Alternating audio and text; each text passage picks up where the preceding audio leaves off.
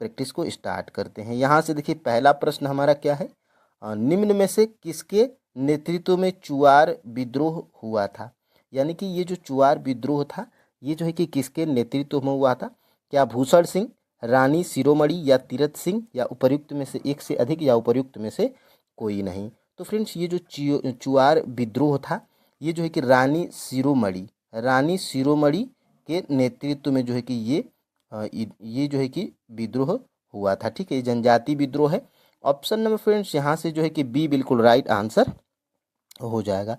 और यहाँ से देखिए इसका जो है कि आपके एनसीईआरटी में आप बिहार एससीईआरटी क्लास जब आप खोलेंगे क्लास 9th की, तो उसमें ये जो है कि आपको देखिए इतनी जनजातियों के बारे में यहाँ पर दिया गया है। प्रश्न है आपका चुआर विद्रोह। तो चुआर विद्रोह देखिए, चुआर जनजाति तत्कालीन बंगाल प्रांत के मिदनापुर, बांकुड़ा, मानभूम आदि क्षेत्रों में पाई जाती है।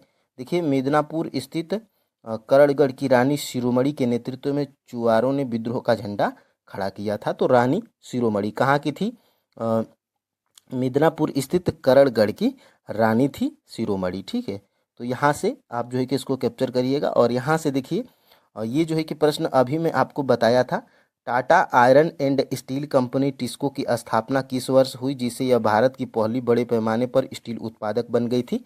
तो 1907 में। ऑप्शन नंबर फ्रेंड्स यहाँ से सी बिल्कुल राइट आंसर हो जाएगा। और यहाँ से देखिए आपके जो है कि क्लास 10th की बिहार एससीईआरटी हिस्ट्री में जो है कि दिया गया है। और फ्रेंड्स देखिए फालतू चीज़ों के हम लोग प्रैक्टिस भी नहीं कर रहे हैं। जो चीज़ें आपके एनसीईआरटी और एससीईआरटी बुक्स में दी गई हैं हम लोग फ्रेंड्स उन्हीं चीज़ों की प्रैक्टिस कर रहे हैं। ठीक है, देखिए सन 1907 में जमशेद जी टाटा ने झारखंड के साकची नामक स्थान पर Tata iron and steel company TISCO की स्थापना की थी। तो यहाँ से फ्रेंड्स इसको जो है कि देखिए ये जमशेद जी टाटा हैं, इन्हीं के द्वारा जो है कि 1907 में ये Tata iron and steel company जो टिस्को थी ये जो है कि स्थापना इसकी की गई थी। ठीक है, अब देखिए आगे हम लोग बढ़ते हैं यहाँ से और इसको देख लेते हैं। देखिए TRE 3.0 social science SST 6 to 8 में ये प्रश्न जो है कि पूछा गया था। इसमें जो है कि आपका ऑप्शन नंबर ए है 1907। देखिए हिस्ट्री का 7 नंबर का प्रश्न है। देखिए फ्रेंड्स मैं जो है कि आपको एकदम यहाँ पे आपको जो है कि समस्या नहीं होगी, सब चीज़ें आपकी जो है कि क्लियर होंगी। देखिए हिस्ट्री का 7 का क्या है, ऑप्शन नंबर ए 1907 है। ठीक है, देखिए मैं फाइनल आंसर की को इसलिए दिखा रहा हूँ। देखिए फ्रेंड्स मैं जो है कि इसी तरह टाइपिंग करके लाता और बता देता कि ये 6 to 8 में है और पूछा गया है, तो आप जो है कि कुछ लोग कहते कि सर हमें और इस तरह देखिए कुछ आपको पूछने की ज़रूरत नहीं है कि प्रीवियस ईयर का है कि नहीं, बस आपको इतना पता है TRE 3.0 6 to 8 SST वाले में ये प्रश्न जो है कि पूछा गया था। तो आपको जो है कि यहाँ से प्रूफ भी देख लेंगे तो बिलीव हो जाता है। ठीक है, और ये आपकी सुविधा के लिए है। और यहाँ से देखिए क्वेश्चन नंबर 3 को देखेंगे, राष्ट्र संघ की स्थापना किस संधि के परिणाम स्वरूप हुई। तो फ्रेंड्स ये जो राष्ट्र संघ की स्थापना थी ये जो है कि वर्साय संधि के परिणाम स्वरूप हुई थी। ठीक है, तो ऑप्शन नंबर यहाँ से सी बिल्कुल राइट आंसर हो जाएगा। और ये भी आपका जो है कि कहाँ पूछा गया प्रश्न है, देखिए यहाँ से राष्ट्र संघ, देखिए वर्साय की संधि भंग करना, और यहाँ से देखिएगा राष्ट्र संघ से पृथक होना, और इसके बाद जो है कि वर्साय की संधि को भंग करना। तो ये जो है कि वर्साय की संधि से ही जो है कि राष्ट्र संघ ये संबंधित था। और देखिए यहाँ से देखिए राष्ट्र संघ के उद्देश्य, राष्ट्र संघ की स्थापना का उद्देश्य अंतर्राष्ट्रीय शांति की स्थापना तथा युद्ध से उत्पन्न समस्याओं का शांतिपूर्ण समाधान करना, युद्ध के पूर्व एवं बाद की गई संधियों को लागू करने का प्रयास। और यहाँ से देखिएगा ये आपकी क्या है, तो ये है फ्रेंड्स आपकी जो है कि क्लास 10th की। ठीक है, क्लास 10th में ये जो है कि दिया गया है। और यहाँ से देखिए ये TRE 3.0 6 to 8 SST वाले में ही ये उसी जो है कि पेपर में ये प्रश्न पूछा गया था, राष्ट्र संघ की स्थापना किस संधि के परिणाम स्वरूप हुई थी। तो वो फ्रेंड्स वर्साय की संधि के परिणाम स्वरूप हुई थी, ऑप्शन नंबर सी। और यहाँ से आप जो है कि हिस्ट्री का 19 नंबर का प्रश्न आप देख पा रहे होंगे, सेट आई है और यहाँ पे हिस्ट्री का 19 का जो है कि क्या राइट आंसर है, सी है। ठीक है, तो ये सारी चीज़ें आपको क्लियर करनी है। और यहाँ से देखिए, इटली एकीकरण के जनक के रूप में किसे जाना जाता है। देखिए फ्रेंड्स, ये आपकी जो है कि पीआरटी में अभी तक जो है कि फ्रांस की क्रांति, इटली की क्रांति, अमेरिका की स्वतंत्रता, ये सभी जो है कि चीज़ें आपके क्लास 10th की बिहार एससीईआरटी और एनसीईआरटी की बुक्स में दिया गया है। लेकिन फ्रेंड्स, अभी इन सभी से जो है कि प्रश्न आपके पीआरटी में प्रश्न नहीं पूछा गया है। लेकिन फ्रेंड्स, ये आपको अगर आपकी बुक्स में दिया गया है तो पूछा जाएगा। ठीक है, तो आप जो है कि इसको आपको पढ़ना है। और यहाँ से देखिए, इटली एकीकरण के जनक के रूप में किसे जाना जाता है। क्या ग्यूसेफ मेजनी को जाना जाता है इटली एकीकरण के जनक के रूप में, या ऑटो वान बिस्मार्क, या ग्यूसेफ गैरीबाल्डी, या उपर्युक्त में से एक से अधिक, या उपर्युक्त में से कोई नहीं। तो ये फ्रेंड्स देखिए, इटली एकीकरण के जनक के रूप में ग्यूसेफ गैरीबाल्डी को जाना जाता है। ठीक है, ऑप्शन नंबर जो है कि सी बिल्कुल राइट आंसर हो जाएगा। और ये जो 4 का प्रश्न है फ्रेंड्स, इटली एकीकरण के जनक के रूप में किसे जाना जाता है, ये उसी पेपर में, किसमें, TRE 3.0 social science SST 6 to 8 वाले में ये जो है कि प्रश्न पूछा गया था। यहाँ पे आपको दिख भी रहा होगा। हिस्ट्री का 20 नंबर का प्रश्न, इटली एकीकरण के जनक के रूप में किसे जाना जाता है। और फ्रेंड्स, एग्जैक्ट ये मेरी क्लास 1 to 5 और 6 to 8 के लिए ही स्पेशल होती है। ठीक है, देखिए आपको ऊपर की क्लास जैसे 9 to 10th 11 12 टीजीटी पीजीटी, उसमें भी इससे प्रश्न आएगा, लेकिन उतने प्रश्न नहीं आते हैं। और लेकिन ये प्रैक्टिस सेट सभी के लिए अनिवार्य है, लेकिन खासतौर से 1 to 5 और 6 to 8 के लिए ज़्यादा महत्वपूर्ण है। ठीक है, देखिए इटली एकीकरण के जनक के रूप में किसे जाना जाता है, तो यहाँ पर देखिएगा ग्यूसेफ गैरीबाल्डी। अब यहाँ पे इसको देख लेते हैं, हिस्ट्री 20 का क्या राइट आंसर है। हिस्ट्री 20 का देखिए, हिस्ट्री 20 का जो है कि बी राइट आंसर है, ग्यूसेफ गैरीबाल्डी। ठीक है, अब देखिए फ्रेंड्स, आगे हम लोग बढ़ते हैं यहाँ से। यूरोप में 1848 की क्रांतियाँ मुख्यतः किन मांगों से प्रेरित थी। यानी कि फ्रेंड्स, जो यूरोप में 1848 की महत्वपूर्ण क्रांतियाँ हुई थी, मुख्यतः निम्न किन मांगों से ये क्रांतियाँ प्रेरित थी। जो 1848 की जो क्रांति थी यूरोप में हुई थी, ये किन मांगों को लेकर ज़्यादा प्रेरित थी। ठीक है, तो धार्मिक स्वतंत्रता और सहिष्णुता, या राजनीतिक सुधार और लोकतंत्र, या आर्थिक समानता और समाजवाद। ठीक है, तो फ्रेंड्स, ये जो है कि आपकी क्लास 10th की बिहार एससीईआरटी की बुक से ये जो है कि हिस्ट्री से प्रश्न बनाया गया है। और यहाँ से फ्रेंड्स आपको दिख रहा होगा, देखिए सन 1848 ईस्वी की क्रांति। और यहाँ से अब जहाँ से देखिए प्रश्न बनाया गया है, देखिए यहाँ से प्रश्न ये बनाया नहीं हुई, ये भी आपका प्रीवियस ईयर का ही प्रश्न है। देखिए, गणतंत्रवादियों का नेता लमार्टिन एवं सुधारवादियों का लुई ब्ला था। ठीक है, और यहाँ से देखिए, जो संवैधानिक लोकतंत्र के सिद्धांत पर आधारित था, तो इसका मतलब वही था। और यहाँ से फ्रेंड्स आपको जो है कि दिख भी रहा होगा, ये उसी एग्ज़ाम में टीआरई 3.0 में ही 6 to 8 एसएसटी सोशल साइंस वाले में ही ये प्रश्न पूछा गया था। हिस्ट्री का 34 नंबर का प्रश्न, यूरोप में 1848 की क्रांतियां मुख्यतः निम्न मांगों से प्रेरित थी। तो देखिए यहाँ से हिस्ट्री का 34, देखिए राजनीतिक सुधार एवं लोकतंत्र, ऑप्शन नंबर सी। और हिस्ट्री का 34 का देखिए यहाँ पे, हिस्ट्री का 34 का देखिए सी यहाँ पे राइट आंसर है। ठीक है, अब देख लेते हैं आगे फ्रेंड्स। यहाँ से सविनय अवज्ञा आंदोलन के दौरान महात्मा गांधी के नेतृत्व में प्रसिद्ध दांडी मार्च ने लगभग दूरी तय की थी। यानी कि जो सविनय अवज्ञा आंदोलन हुआ था, इसमें महात्मा गांधी पैदल यात्रा किए थे। दांडी मार्च के तौर पे इस घटना को जाना जाता है। इसमें जो है कि उन्होंने कितनी दूरी जो है कि तय की थी पैदल चल के। ठीक है, ये प्रश्न का मतलब है।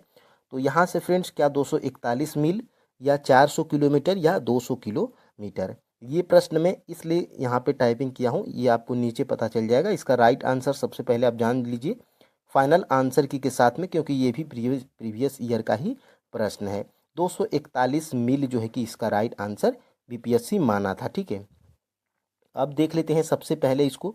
देखिए, ये आपकी जो है कि ये है आपकी कौन सी, तो ये है आपकी क्लास 10th में दिया गया है। देखिए, ये जो है कि आपकी क्लास 10th में ये दिया गया है। और देखिए क्या दिया गया है, देखिए दांडी यात्रा 12 मार्च से 6 अप्रैल 1930। देखिए 24 दिनों में 250 किमी की पद यात्रा के पश्चात तो इसमें आपके जो है कि क्लास 10th और 9th में दोनों में 250 दिया गया है। लेकिन फ्रेंड्स यहाँ से एक और बात है, यहाँ से देखिए ये मैं क्लास 8वीं की एनसीईआरटी से देखिए दांडी मार्च को दिखा रहा हूँ। यहाँ से इसमें क्या दिया गया है, गांधी जी और उनके अनुयायी साबरमती से 240 किलोमीटर दूरी स्थित दांडी तट पैदल चलकर गए और वहाँ उन्होंने तट पर बिखरा नमक इकट्ठा करते हुए नमक कानून सार्वजनिक रूप से उल्लंघन किया। यानी कि इसमें जो है कि क्लास 8th की एनसीईआरटी में क्या दिया गया है, 241 दिया गया है। और आपको अभी ये प्रश्न का यहाँ पे क्लियर हो जाएगा। देखिए ये उसी एग्ज़ाम में TRE 3.0 social science SST 6 to 8 में ये प्रश्न पूछा गया था। हिस्ट्री का 4 नंबर का प्रश्न आपको दिखाई दे रहा होगा। सविनय अवज्ञा आंदोलन के दौरान महात्मा गांधी के नेतृत्व में प्रसिद्ध दांडी मार्च ने लगभग दूरी तय की थी। तो इसमें जो है कि फाइनल आंसर की के साथ में यहाँ पे अभी आपको दिखा रहा हूँ 241 मील जो है कि आंसर माना गया है, ठीक है। और यहाँ से हिस्ट्री का 4 का यहाँ पे आपको दिख रहा होगा, और हिस्ट्री का 4 का देखिए ऑप्शन नंबर ए है। और हिस्ट्री का 4 का ऑप्शन नंबर ए, यानी कि फ्रेंड्स 241 मील आपको मान के चलना है। ऑप्शन के हिसाब से आपको जो है कि टिक करना है, क्योंकि फ्रेंड्स अभी मैं दिखाया था क्लास 8th की एनसीईआरटी में दिया गया है 240 किलोमीटर, ठीक है। और इसमें 240 मील दिया गया है, तो इस 240 और 41 लगभग सेम है। और मील और किलोमीटर में थोड़ा बहुत का अंतर होता है, इसलिए आप 241 की ट्रिक कर सकते हैं। और यहाँ से देखिए 200 अगर 41 न दिया हो, 250 दिया हो और 241 न दिया हो, तो 250 की तरफ आप जा सकते हैं। आपकी जो है कि ऑप्शन के हिसाब से इस प्रश्न का आप आंसर लगा सकते हैं, ठीक है। और यहाँ से देखिएगा आगे बढ़ते हैं फ्रेंड्स। यहाँ से देखिए 1917 की क्रांति के दौरान वेल सेविकों का नारा क्या था। ये देखिए ऐसे ही प्रश्न नहीं यहाँ पे टाइपिंग किया गया है, क्योंकि फ्रेंड्स ये भी आपका प्रीवियस ईयर का ही प्रश्न है, ठीक है। 6 to 8 में पूछा गया है। यहाँ पे देखिए 1917 की क्रांति के दौरान वेल सेविकों का नारा क्या था। क्या इनका नारा था वेल सेविकों का 1917 की क्रांति के दौरान? दुनिया के मजदूरों एक हो जाओ, स्वतंत्रता समानता भाईचारा, शांति भूमि रोटी, या उपयुक्त में से एक से अधिक, या उपयुक्त में से कोई नहीं। तो फ्रेंड्स देखिए 1917 की क्रांति के दौरान वेल सेविकों का नारा क्या था? शांति भूमि एवं रोटी, ठीक है। ये आपके जो है कि बिहार एससीईआरटी की बुक्स में दिया गया है क्लास 10th में। ऑप्शन नंबर यहाँ से सी बिल्कुल राइट आंसर हो जाएगा। और यहाँ से फ्रेंड्स आगे बढ़ते हैं और देखिए वेलसेविक क्रांति नवंबर 1917, ठीक है। इस समय रूस के राजनीतिक मंच जब मार्च 1917 में क्रांति हुई, तो देखिए यहाँ पे लेनिन ने 3 नारे दिए, देखिए भूमि शांति एवं रोटी। तो एग्जैक्ट फ्रेंड्स यहीं से प्रश्न उठा के पूछे जा रहे हैं, ठीक है। उसमें आपको जो है कि ज़्यादा परेशान नहीं होना है। और अभी मैं इस प्रश्न को दिखा दे रहा हूँ, देखिए उसी एग्ज़ाम में सभी प्रश्न में उसी पेपर से अभी बता रहा हूँ। टीआरई 3.0 सोशल साइंस एसएसटी वाले 6 to 8 के ये सभी प्रश्न में अभी तक बताया हूँ। देखिए 1917 की क्रांति के दौरान वेल सेविकों का नारा क्या था? तो शांति भूमि एवं रोटी, ऑप्शन नंबर सी। हिस्ट्री 39 की बात करेंगे फाइनल आंसर की में, तो हिस्ट्री 39 की बात करेंगे तो यहाँ से देख सकते हैं आप लोग, हिस्ट्री 39 में यहाँ पे option number C right answer है, ठीक है। तो यहाँ पे आगे बढ़ते हैं। कॉमन सेंस की रचना कब और किसने की थी? तो एक कॉमन सेंस जो है कि एक पुस्तक है या रचना है, इसकी रचना कब और किसके द्वारा की गई थी? ये जो है कि प्रश्न आपका पूछा जा रहा है, ठीक है। तो कॉमन सेंसेस की रचना जो है कि टॉमस पेन के द्वारा 1776 में किया गया था। ऑप्शन नंबर फ्रेंड्स यहाँ से ये बिल्कुल राइट आंसर हो जाएगा, ठीक है। यहाँ से कॉमन सेंस की रचना यहाँ से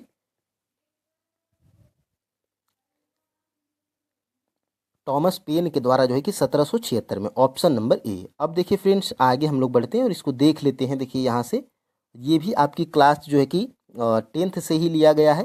क्लास 10th की एनसीईआरटी है, क्लास 10th की एससीईआरटी बिहार एससीईआरटी की बुक में दिया गया है। देखिए यहाँ से 1776 ईस्वी में टॉमस पेन की लघु पत्रिका कॉमन सेंस प्रकाशित हुई थी। तो यहाँ से ये प्रश्न जो है कि आपका बनाया गया था, ठीक है। अब देखिए आगे देखते हैं हम लोग, बोस्टन टी पार्टी की घटना कब हुई थी? ये भी आपका जो है कि प्रीवियस ईयर का ही प्रश्न है और किस एग्ज़ाम में पूछा गया है अभी जो है कि आपको क्लियर हो जाएगा। देखिए, बोस्टन टी पार्टी की घटना कब हुई थी? क्या 1777 या 1773 या 1775 या उपयुक्त में से एक से अधिक या उपयुक्त में से कोई नहीं? तो बोस्टन टी पार्टी की घटना ये फ्रेंड्स कब हुई थी? तो ये हुई थी आपकी जो है कि ये हुई थी आपकी 1773 में, ठीक है। यानी कि ऑप्शन नंबर यहाँ पर जो है कि बी बिल्कुल राइट आंसर हो जाएगा, ठीक है।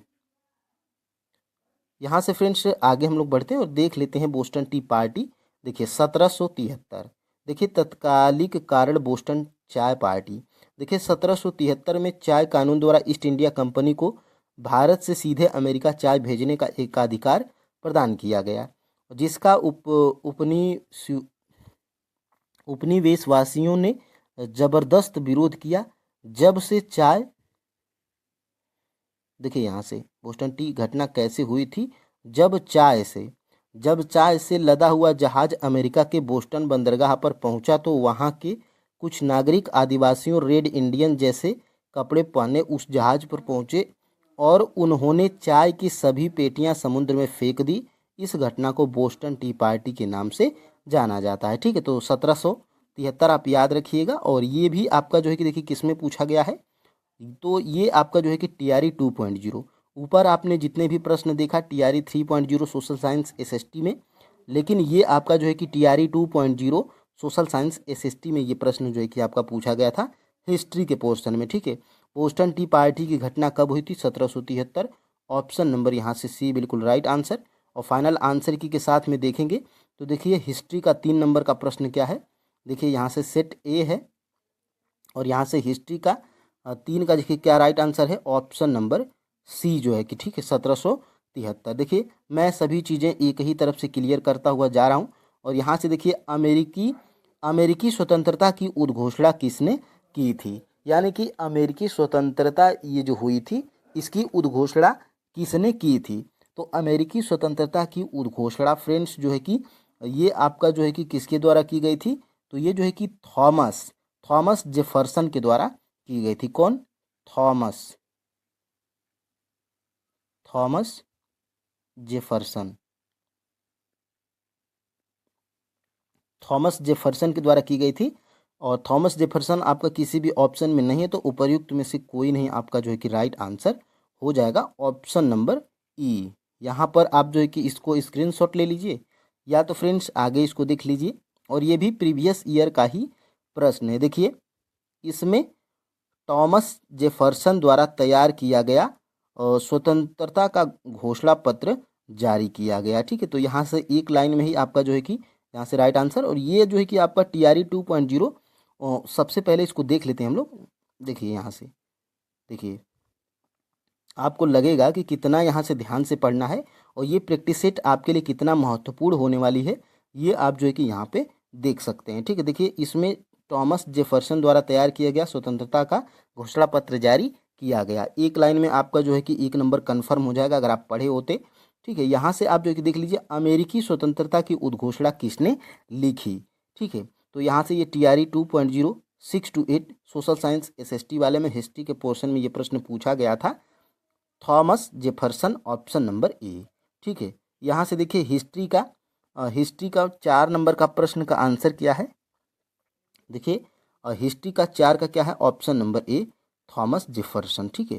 तो ये फ्रेंड्स आप जो है कि श्योर हो जाइए, आपको या जियोग्राफी हो या हिस्ट्री हो या साइंस हो, आपको सिर्फ एनसीईआरटी और एससीईआरटी बुक्स को ही फॉलो करना है। यकीन मानिए फ्रेंड्स आप अच्छा स्कोर करेंगे और आपका जो है कि सिलेक्शन भी कंफर्म हो जाएगा अगर आप इन बुक्स का सहारा लेते हैं। बाकी सब्जेक्ट को वो आप अपने हिसाब से देख लीजिएगा। बाकी में जो है कि आगे उन पे भी यहाँ पे देखिए 11 नंबर का प्रश्न है। फ्रांस की क्रांति से संबंधित बुद्धिजीवी थे। फ्रांस की क्रांति से संबंधित बुद्धिजीवी का मतलब फ्रेंड्स मतलब व्यक्तित्व, इनसे कौन कौन से फ्रांस की क्रांति से कौन कौन से लोग महत्वपूर्ण भूमिका निभाए थे फ्रांस की क्रांति में, ठीक है। तो रूसो या मॉन्टेस्क्यू या वोल्टेयर या उपयुक्त में से एक से अधिक या उपयुक्त में से कोई नहीं।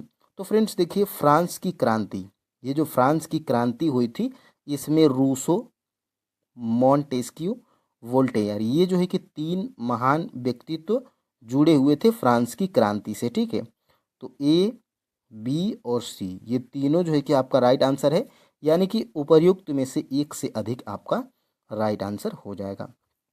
आपको ये स्क्रीनशॉट नहीं लेना है, आपको फ्रेंड्स स्क्रीनशॉट लेना क्या है, तो आपको ये स्क्रीनशॉट ले लेना है, जो हाईलाइटेड पॉइंट है इसको ले लेना। देखिए, फ्रांसीसी बुद्धिजीवियों ने फ्रांस में बौद्धिक आंदोलन का सूत्रपात किया।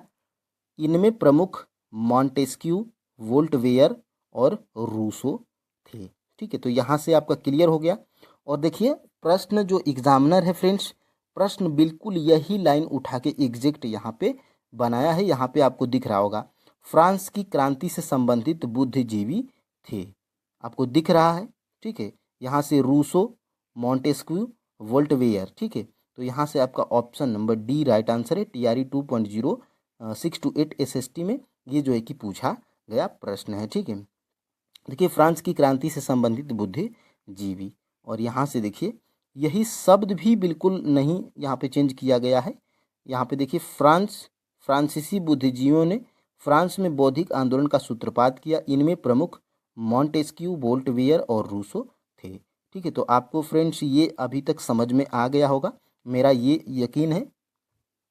और यहाँ से देखिए, हिस्ट्री का 5 का जो है कि राइट आंसर क्या है, ऑप्शन नंबर डी, एक से अधिक, क्योंकि फ्रेंड्स रूसो, मॉन्टेस्क्यू और वोल्टेयर ये जो है कि तीनों फ्रांस की क्रांति के महत्वपूर्ण बुद्धिजीवी थे। ठीक है, अब देखिए आगे फ्रेंड्स हम लोग बढ़ते हैं।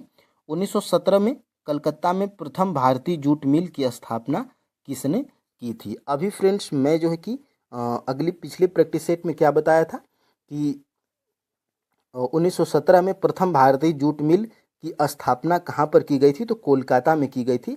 लेकिन ये किनके द्वारा की गई थी, ये जो है कि प्रश्न आज हमने बनाया है। मतलब बनाने का ये मेरा उद्देश्य नहीं था, क्योंकि ये कल टॉपिक कवर किए थे, लेकिन ये प्रीवियस ईयर में TRE 2.0 6 to 8 SST social science वाले में हिस्ट्री के पोर्शन में ये जो है कि प्रश्न आपका पूछा गया है। ठीक है, देखिए 1917 में कलकत्ता में प्रथम भारतीय जूट मिल की स्थापना किसने की थी?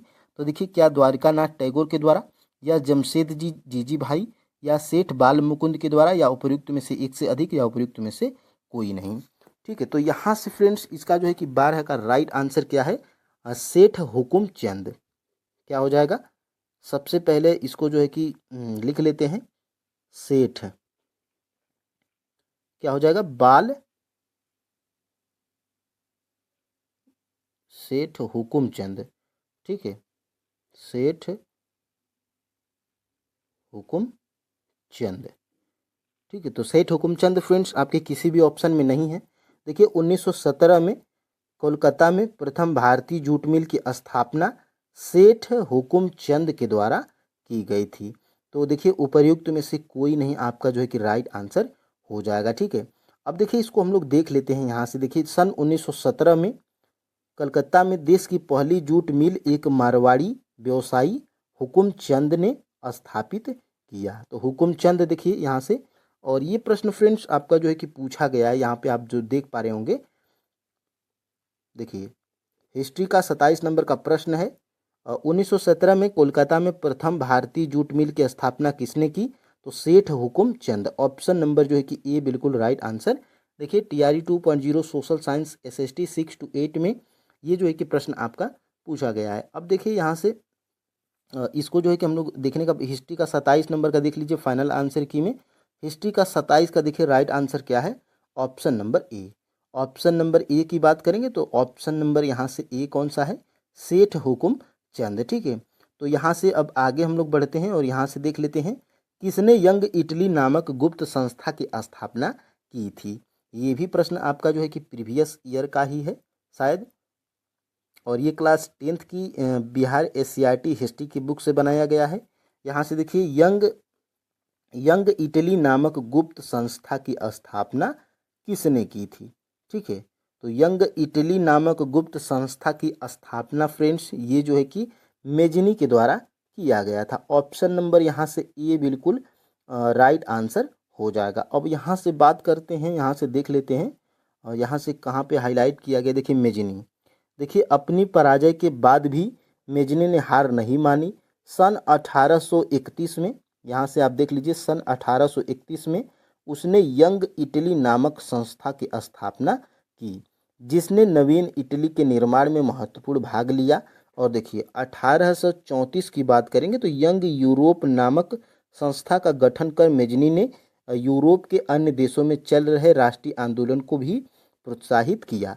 तो यंग यूरोप 1834 ये भी मेजनी के द्वारा, और 1831 यंग इटली ये भी मेजनी के द्वारा ही ये संस्था का स्थापना किया गया था। तो स्क्रीनशॉट ले लेंगे तो आप पढ़ेंगे तो याद हो जाएगा, ठीक है।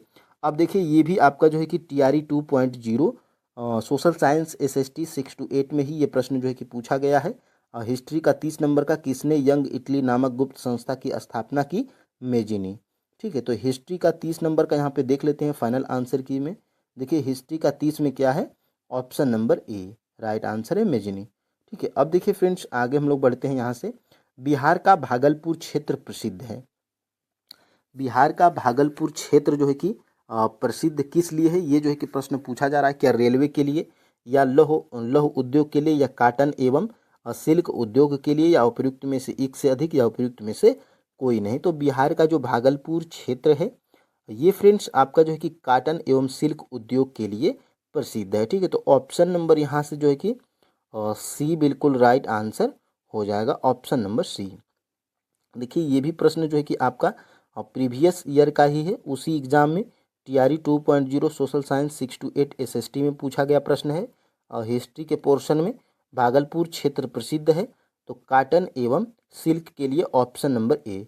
हिस्ट्री 24 की बात करेंगे तो देखिए यहाँ से हिस्ट्री 24 का देखिए राइट आंसर क्या है? Option number A. तो फ्रेंड्स देखिए फाइनल आंसर के साथ में ऑप्शन नंबर ए देखिए इसमें है क्या? तो वही है, काटन एवं सिल्क उद्योग के लिए भागलपुर क्षेत्र प्रसिद्ध है, ठीक है। अब देखिए आगे हम लोग बढ़ते हैं यहाँ से। निम्न में से कौन सा सही युग्म है? तो देखिए लीची क्या है? मुजफ्फरपुर में, तो सही है। और केला वैशाली में, तो ये फ्रेंड्स आपका गलत है। मखाना मधुबनी, यानी कि मधुबनी में जो है कि मखाना पर्याप्त मात्रा में इसकी खेती होती है, तो ये भी आपका जो है कि राइट आंसर है। अब देखिए निम्नलिखित में से कौन सा सही है? तो दो सही है, यानी कि उपर्युक्त में से एक से अधिक आपका राइट आंसर यहाँ पे हो जाएगा, ऑप्शन नंबर डी। अब बात करते हैं, इसको देख लेते हैं। देखिए ये भी आपके जो है कि क्लास किस में दिया गया है? क्लास 9th के बिहार SCRT हिस्ट्री के बुक में ही ये जो है कि लास्ट वाला चैप्टर है। और देखिए इसमें दिया गया है बिहार में होने वाली प्रमुख व्यावसायिक फसलें। देखिए केला है, ये हिस्ट्री में दिया गया है। आपको दिखा दूँ इस पेज में, देखिए यहाँ इतिहास की दुनिया, ठीक है। तो ये हिस्ट्री में भी दिया गया है, कन्फ्यूज मत होइएगा, ज्योग्राफी का प्रश्न नहीं है। और यहाँ से देखिए बिहार के हाजीपुर एवं नवगछिया का इलाका केला की खेती के लिए उपयुक्त माना जाता है, तो केला हाजीपुर हो जाएगा, ठीक है। और यहाँ से देखिएगा लीची, तो लीची मुजफ्फरपुर का इलाका शाही लीची के लिए लोकप्रिय है, ठीक है। तो लीची मुजफ्फरपुर, केला हाजीपुर। और यहाँ से आपको जो है कि दिखाई भी दे रहा होगा। और यहाँ से देखिए लीची कहाँ पर? मुजफ्फरपुर, तो ये भी सही है। मखाना वैशाली, ये भी सही है। और केला कहाँ पर हो जाएगा? तो हाजीपुरा में, ठीक है, हाजीपुर में। ये आप जो है कि वैशाली नहीं होगा। और यहाँ से ऑप्शन नंबर डी। और देख लेते हैं इसको फ्रेंड्स, यहाँ से देखिए ये भी आपका TRE 2.0 social science SST 6 to 8 में भी ये जो है कि प्रश्न पूछा गया है, ठीक है। यहाँ से देखिएगा लीची मुजफ्फरपुर, ये भी सही है। मखाना मधुबनी, ये भी सही है। और केला जो है कि वैशाली में नहीं फ्रेंड्स, ये कहाँ पर होता है? हाजीपुर में। केला कहाँ पर होता है? हाजीपुर में, ठीक है। हाजीपुर क्षेत्र जो है कि केला का प्रसिद्ध क्षेत्र है। और यहाँ से उपयुक्त में से एक से अधिक। हिस्ट्री 25 का देख लेते हैं यहाँ पर। और हिस्ट्री 25 का जो है कि राइट आंसर क्या है सबसे पहले? तो हिस्ट्री 25 का देखिए राइट आंसर क्या है? ऑप्शन नंबर डी, यानी कि एक से अधिक। अब बात करेंगे यहाँ से लीची मुजफ्फरपुर, आपने जो है कि देख ही लिया है। देखिए केला हाजीपुर, ये सही है। लीची मुजफ्फरपुर, मखाना क्या कह रहा है? देखिए निम्न में से किसने बिहार के भागलपुर जिले में विक्रमशिला विश्वविद्यालय का निर्माण करवाया था, ठीक है। तो इम्पोर्टेंट प्रश्न है फ्रेंड्स, ये जो है कि आपके बिहार स्पेशल में पूछा जा सकता है, क्योंकि आपके बिहार SCRT के बुक्स में दिया गया है हिस्ट्री में, ठीक है। तो निम्न में से किसने बिहार के भागलपुर जिले में विक्रमशिला विश्वविद्यालय का निर्माण करवाया था? क्या फ्रेंड्स देवपाल था, या धर्मपाल, या महिपाल, या उपर्युक्त में से एक से अधिक, या उपर्युक्त में से कोई नहीं, ठीक है। तो फ्रेंड्स देखिए, बिहार के भागलपुर जिले में विक्रमशिला विश्वविद्यालय का निर्माण फ्रेंड्स धर्मपाल के द्वारा जो है कि किया गया था, ठीक है। तो यहाँ पर फ्रेंड्स आपका ऑप्शन नंबर जो है कि बी बिल्कुल राइट आंसर हो जाएगा, ठीक है। यहाँ पर फ्रेंड्स देखिए, ये आपके जो है कि बिहार एससीईआरटी की बुक में हिस्ट्री में दिया गया है। और यहाँ पे सबसे पहले यहाँ पे अब हम लोग देख लेते हैं। देखिए फ्रेंड्स, यहाँ से देखिए मैं हाईलाइट भी जो है कि किया हूँ। यहाँ से देखिएगा, देखिए धर्मपाल ने जो है कि आज के भागलपुर जिले में विक्रमशिला विश्वविद्यालय का निर्माण करवाया था। तो यहाँ से ये प्रश्न जो है कि बनाया गया था। अब फ्रेंड्स इससे एक स्टेप आगे और एक स्टेप पीछे की जानकारी अगर आप लेना चाहेंगे तो देखिए पाल वंश के बारे में यहाँ पर दिया गया है। देखिए भारत जो है कि भारत के बिहार एवं बंगाल में पाल वंश का उदय हुआ था, ठीक है। इस वंश का संस्थापक कौन था? तो गोपाल था, जिसका चयन जो है कि स्वयं वहाँ की जनता ने किया था। देखिए गोपाल के बाद धर्मपाल, देवपाल एवं महिपाल अनेक ऐसे राजा हुए जिन्होंने उत्तरी भारत में एक मजबूत राज्य के रूप में उभरने का प्रयास किया, ठीक है। तो यहाँ से था, और यहाँ से देखिए संभवतः बिहार का मुंगेर इनकी राजधानी हुआ करती थी, ठीक है। तो यहाँ से फ्रेंड्स प्रश्न जो है कि बनाया गया था। अब देखिए आगे हम लोग बढ़ते हैं दूसरे प्रश्न की तरफ।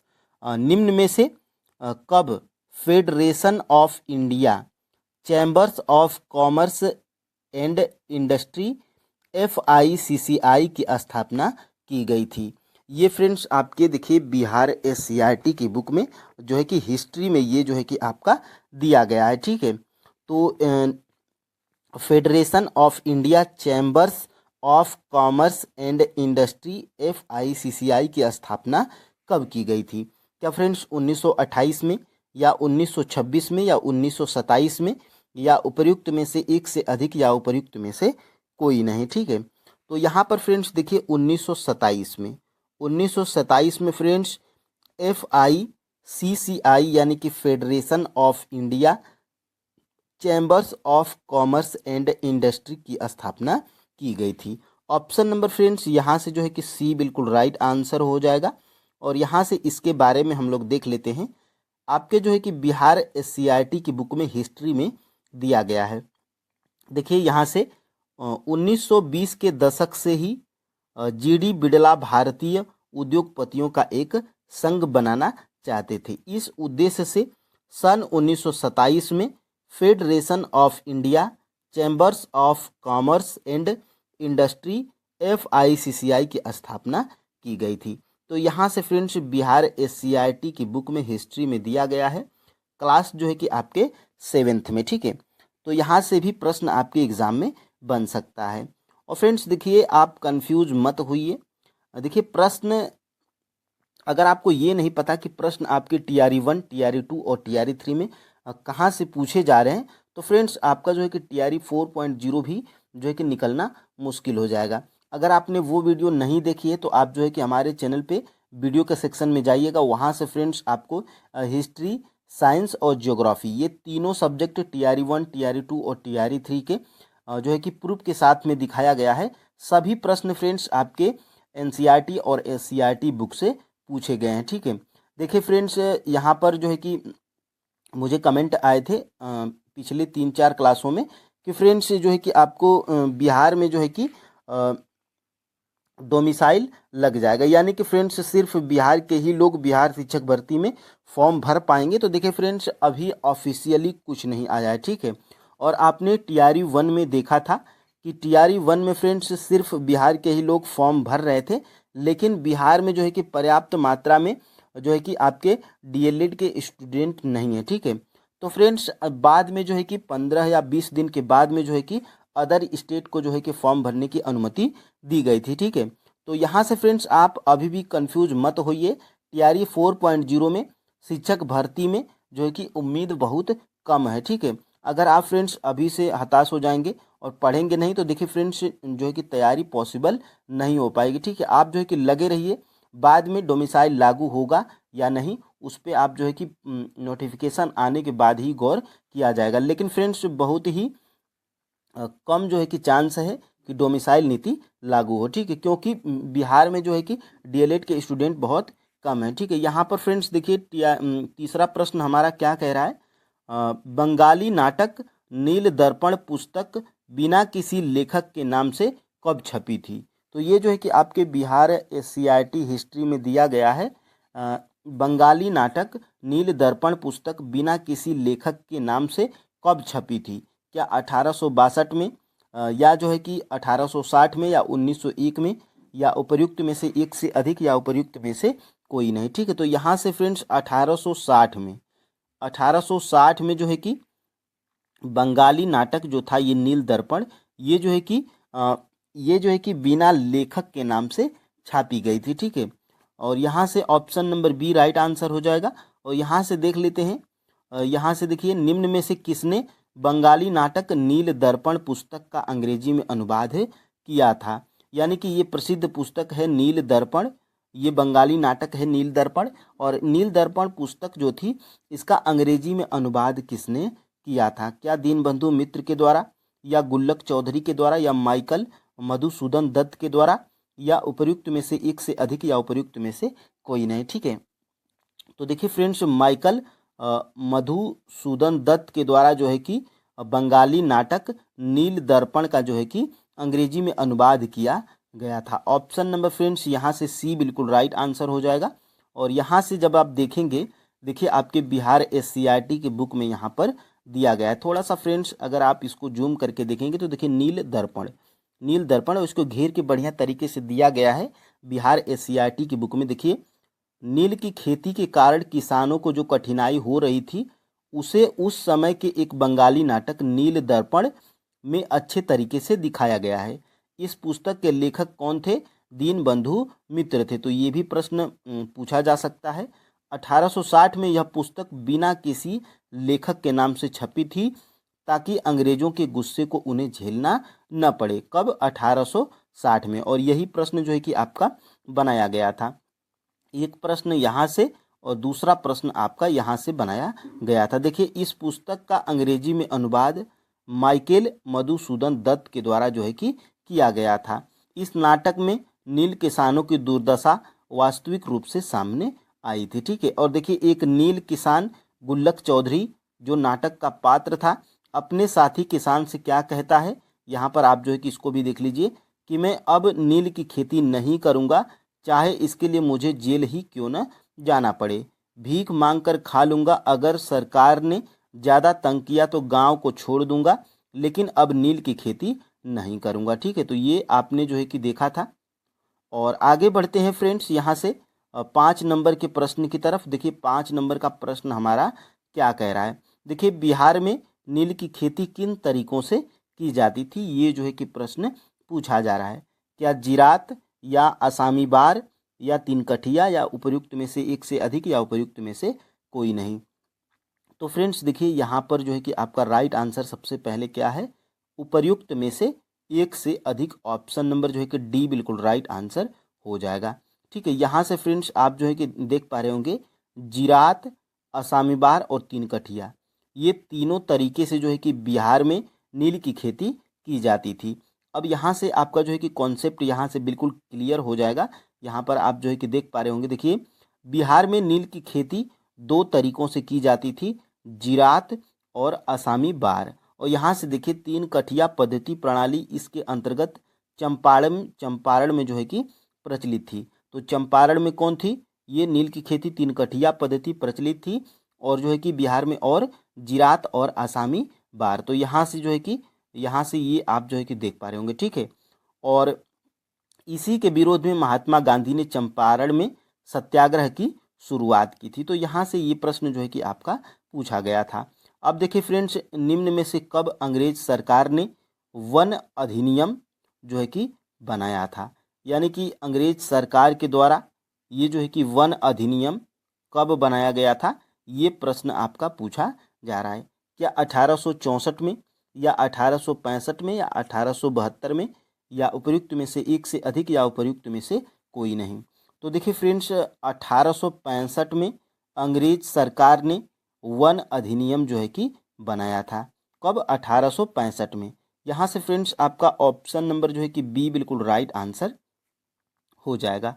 अब देखिए फ्रेंड्स, यहाँ से इस चीज़ को भी हम लोग देख लेते हैं। देखिए यहाँ से देखिए, स्लीपर लकड़ी का तख्ता जिसके ऊपर रेल की पटरी बिछाई जाती थी। आपने देखा होगा अंग्रेजों के ज़माने में फ्रेंड्स, रेल की पटरियों में जो है कि लकड़ी के जो है कि तख्ते लगे होते। अब वो जो है कि कंक्रीट के लगाए जाते हैं, आपने देखा होगा।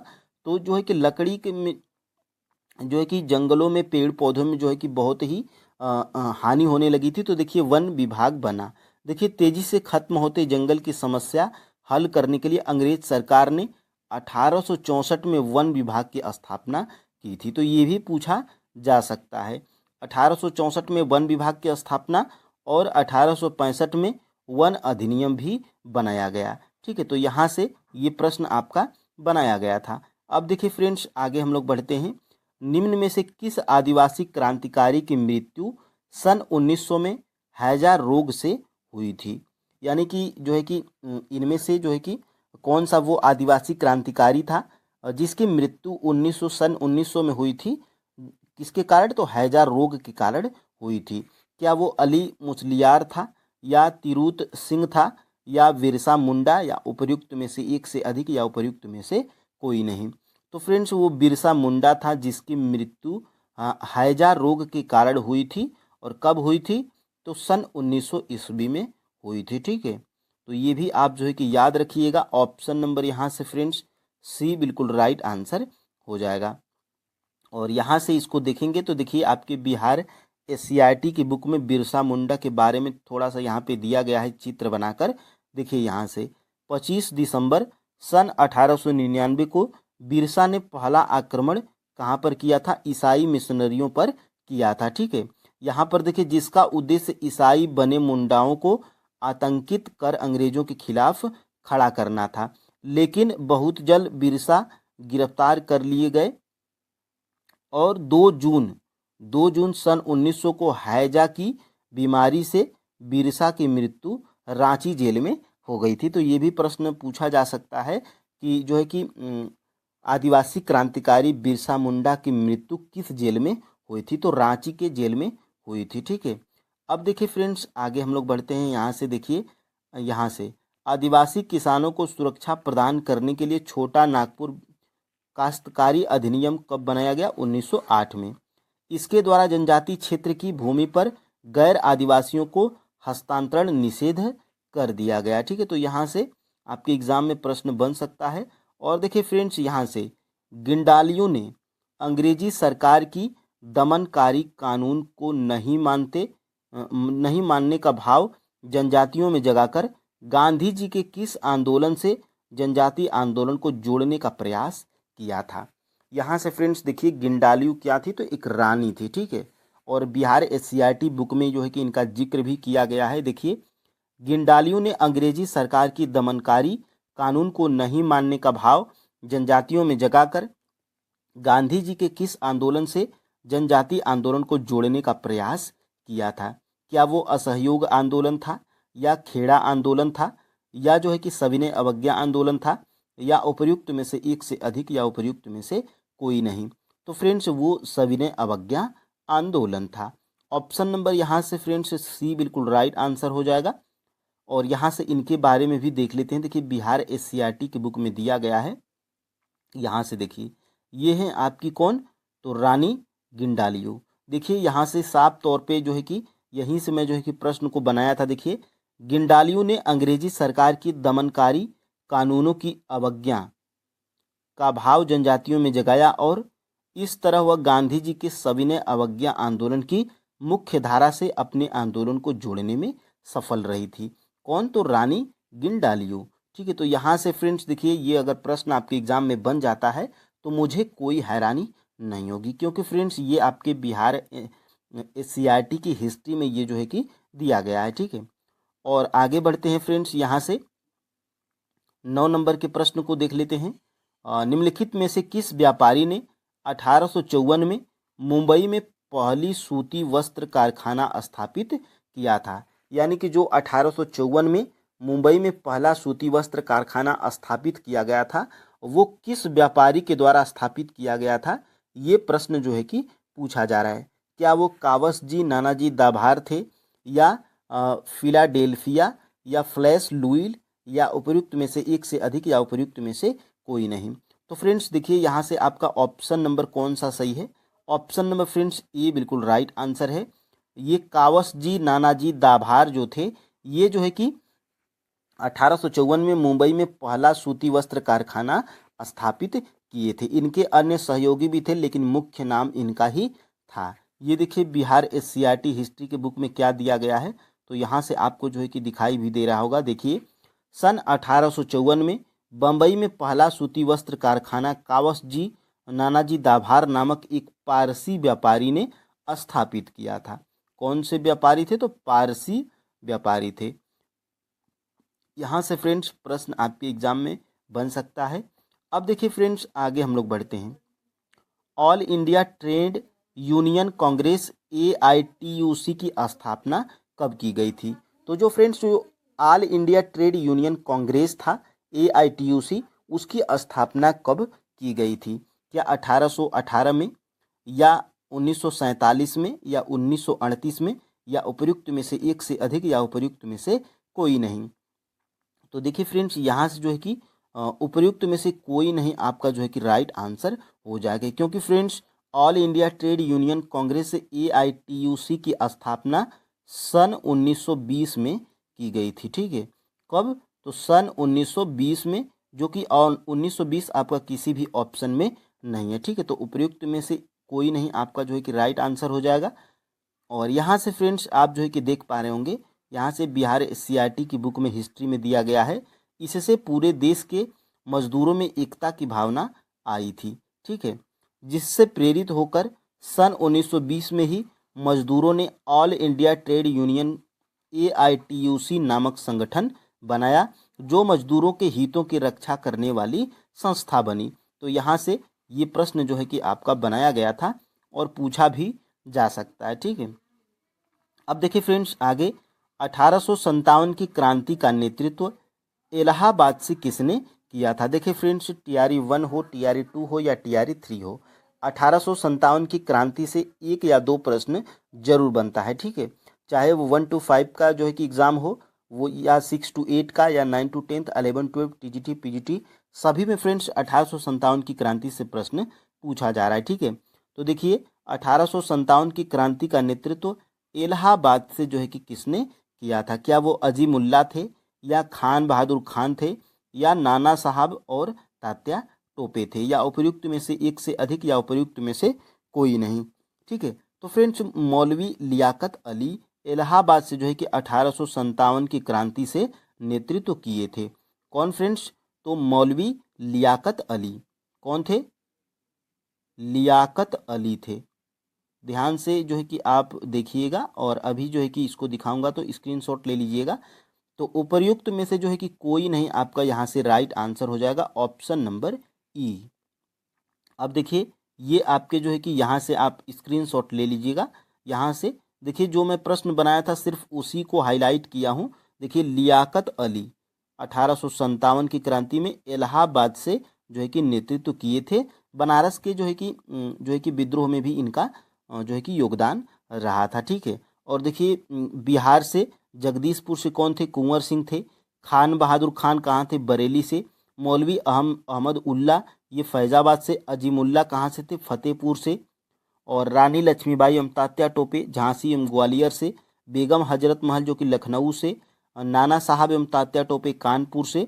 और बहादुर शाह जफर एवं जफर बख्त खान ये जो है कि ये दिल्ली से थे। ठीक है, और इनके विरुद्ध जो है कि ब्रिटिश नायक कौन था, तो ये जो है कि देखिए जैसे यहाँ से लियाकत अली के बारे में देख लेते हैं, तो इनके विरुद्ध जो है कि कर्नल नील जो है कि लड़ाई किया था। तो यहाँ से आप स्क्रीनशॉट ले लीजिए, आप एक नज़र इसको जो है कि देख लीजिएगा।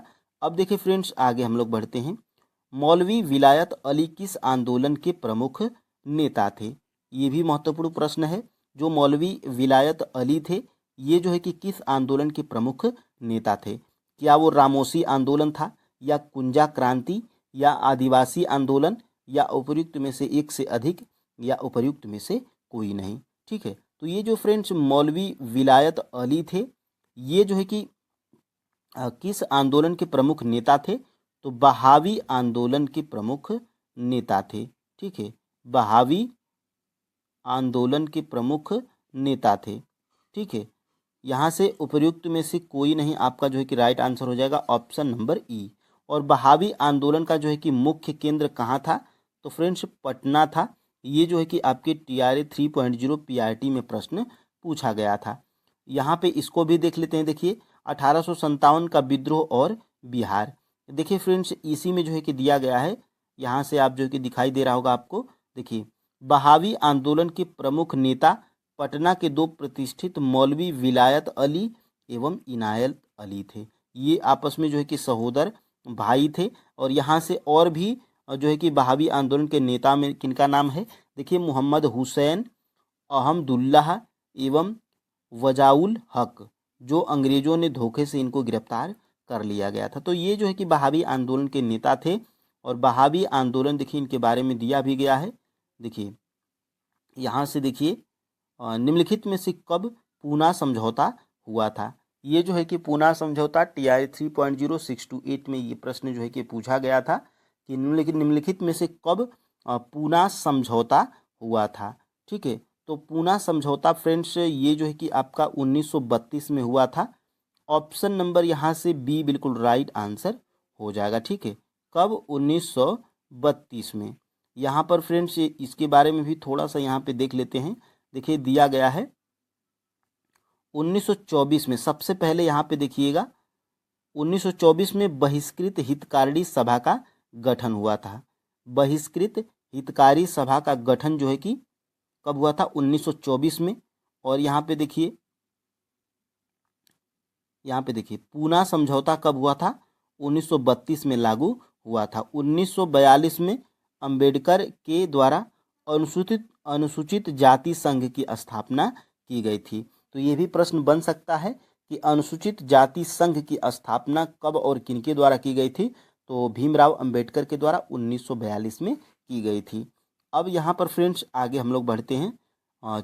14 नंबर का प्रश्न है हमारा। देखिए बाल विवाह निषेध अधिनियम कब पारित किया गया था? ये भी प्रश्न जो है कि आपके बिहार SCRT की बुक में दिया गया है। बाल विवाह निषेध अधिनियम कब पारित किया गया था? देखिए NCERT और SCRT दोनों बुक्स में बाल विवाह निषेध अधिनियम के बारे में दिया गया है। बाल विवाह निषेध अधिनियम कब पारित किया गया था?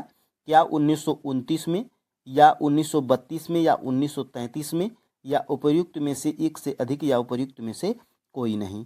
तो बाल विवाह निषेध अधिनियम फ्रेंड्स ये जो है कि 1929 में लागू किया गया था। ऑप्शन नंबर जो है कि ए बिल्कुल राइट आंसर हो जाएगा। यहाँ पर इसके बारे में भी थोड़ा सा यहाँ पे देखने का प्रयास करेंगे। तो देखिए वर्ष 1929 में बाल विवाह निषेध अधिनियम पारित किया गया। ये पहले उम्र क्या थी? लड़के की उम्र 18 साल और लड़की की उम्र 14 साल थी। बाद में यह उम्र बढ़ाकर कितना कर दिया गया है? तो देखिए यहाँ से लड़के की उम्र जो है कि 21 साल होनी चाहिए और लड़की की उम्र जो है कि 18 साल होनी चाहिए। ठीक है, और यहाँ से देखिए बिहार SCRT की बुक में ये भी दिया गया है घेर के, इन्हें भी जाने। ठीक है, तो ये बहुत ही महत्वपूर्ण होता है, मैं पहले ही बता चुका हूँ। देखिए केशव चंद्र सेन के द्वारा ऐतिहासिक स्पेशल मैरिज बिल वर्ष 1871 का ड्राफ्ट पटना में तैयार किया गया था। और देखिए 1861 के अधिनियम ने दहेज को अवैध घोषित किया, पर यह प्रथा आज भी प्रचलित है जो महिलाओं की स्थिति को प्रभावित करती है। ठीक है, तो यहाँ से देख लीजिएगा। अब देखिए फ्रेंड्स आगे हम लोग बढ़ते हैं। यहाँ से देखिए ये बिहार में दिया गया है, क्योंकि बिहार देखिए जो बिहार SCRT पढ़ने का मतलब यही है कि उसमें आपके बिहार के भी प्रश्न आपको मिल जाते हैं। देखिए यहाँ पे SCRT बुक में क्या दिया गया है? बिहार में बालिका साइकिल योजना ने भी कन्याओं के शिक्षा दर को आगे बढ़ाया। पंचायती व्यवस्था में बिहार में 50% आरक्षण की पहल महिला सशक्तिकरण की ओर उठाया गया एक ठोस कदम माना जाता है। ठीक है, तो अब फ्रेंड्स आगे हम लोग बढ़ते हैं, यहाँ से देख लेते हैं अगला प्रश्न हमारा क्या है।